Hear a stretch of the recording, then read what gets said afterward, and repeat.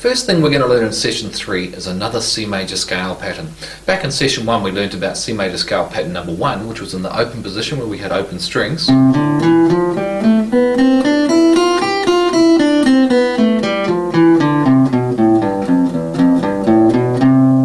You should be getting quite familiar with that scale by now, and it's a great little scale to keep on working on. And your new chromatic, of course, starting across the 2 strings.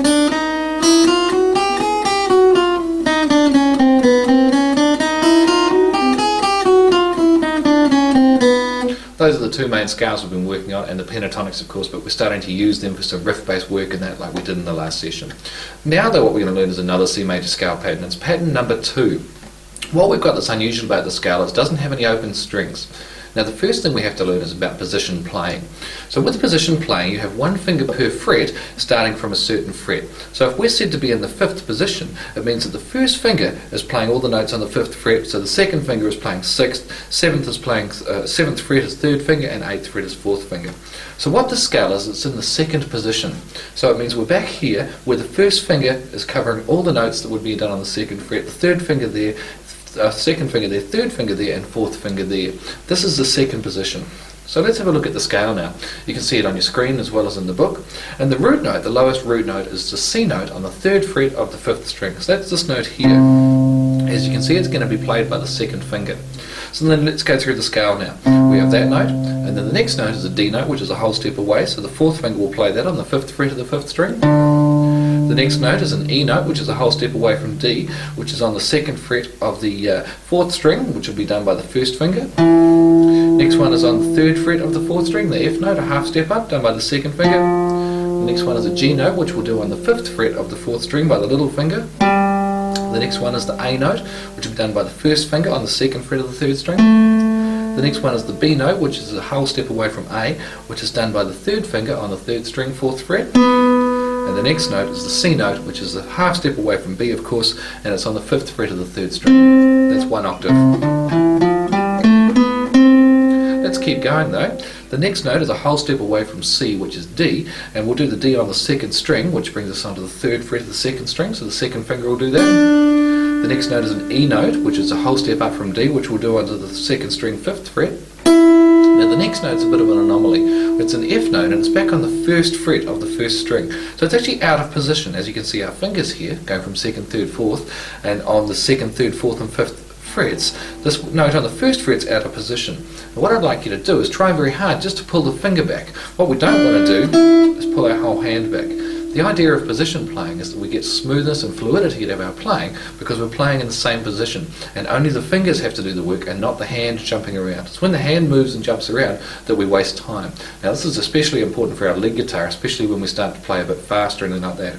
But for the time being, if we can just concentrate on just pulling the little finger out. See how the little finger first finger pulls out? Instead of actually the whole hand jumping, just my first finger goes back to the 1st fret there, to that F note there. Then we've got a G note, which is of course going to be done by the 2nd finger there, because we haven't changed position there, so the 2nd finger still takes care of any notes on the 3rd fret. And then we've got the A note on the 5th fret. So to ascend the entire scale, starting from C, and then here, the 1st finger pulls out of position, but not the hand. Then the G note done by the 2nd finger. So it's quite a stretch between those 2 fingers there. And then the A note on the 5th fret. So let's descend it now.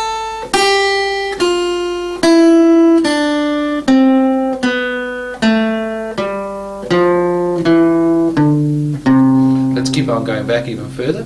So the note before C is a B, which is a half step back, so it's on the 2nd fret of the 5th string. Then we've got the A on the 5th fret of the 6th string, then the G on the 3rd fret of the 6th string, and then we've got another F note, which we're going to have to do with the 1st finger by pulling it again out of position without actually moving our hand. We want to keep this part of the hand solid and just move the 1st finger out, and then return to C again. So I'll play that through for you twice now, once at just a nice slow moderate pace and once just a little bit faster.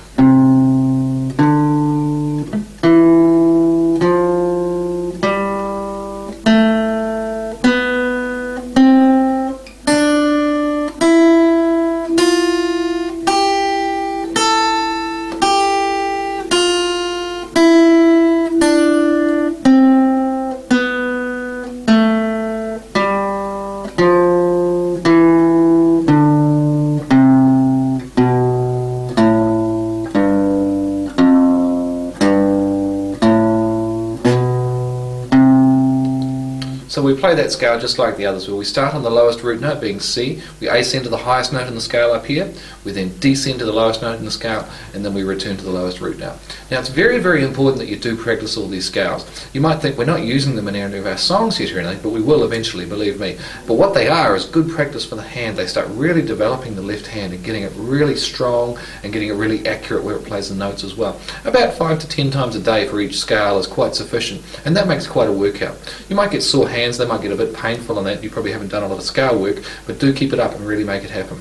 So the first thing you want to do is practice your chromatic scale about 10 times, then C major scale pattern 1 10 times, and then C major scale pattern number 2 10 times. And that'll really be a good little repertoire to begin with. And like I say, they really start developing it. And then the likes of those riffs, like the one we did out of War Bloody War, they would get a lot easier than what they might previously have been if we hadn't done the scales. You really start, your fingers are starting to get strong and starting to get accurate. So do practice those scales as an exercise. And that's 2 C major patterns now, pattern number 1 and pattern number 2.